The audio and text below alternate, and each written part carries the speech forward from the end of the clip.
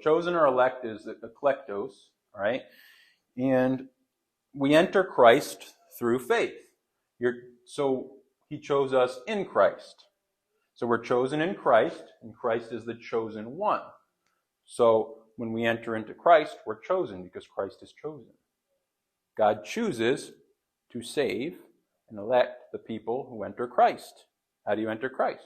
Through faith. God chooses to save people of faith, and that's open to all. The Old Testament shows this clearly because corporately, national Israel was elected, but not all chosen Israelites were saved. Only spiritual, faithful Israel was saved. And some Gentiles, who were not chosen people at the time, were saved through faith, even in the Old Testament, when they weren't chosen people. The New Testament emphasizes that Gentiles are a chosen race. In predestination, for those God foreknew, he predestined to be conformed to the image of the Son. So he foreknew that you were going to put faith in Christ. He foreknew, if you don't foreknows everything, really. He knows everything, period.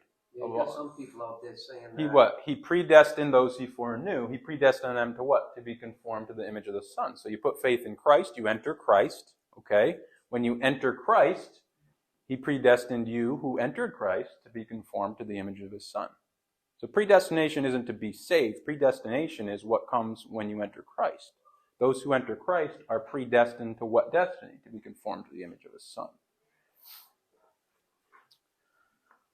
You're chosen in Christ. You're not chosen to be in Christ, right? So predestination doesn't mean God's picking and choosing who gets saved. It means that. Yeah. And so 1 Peter, you're chosen according to what? The foreknowledge of God by the sanctifying work of the Spirit. It's the same thing. That choosing is God foreknew that you guys are choosing each other. Even it's a synergistic mutual process, right? By the sanctifying work of the Spirit. It's the same verse practically repeated by two different authors.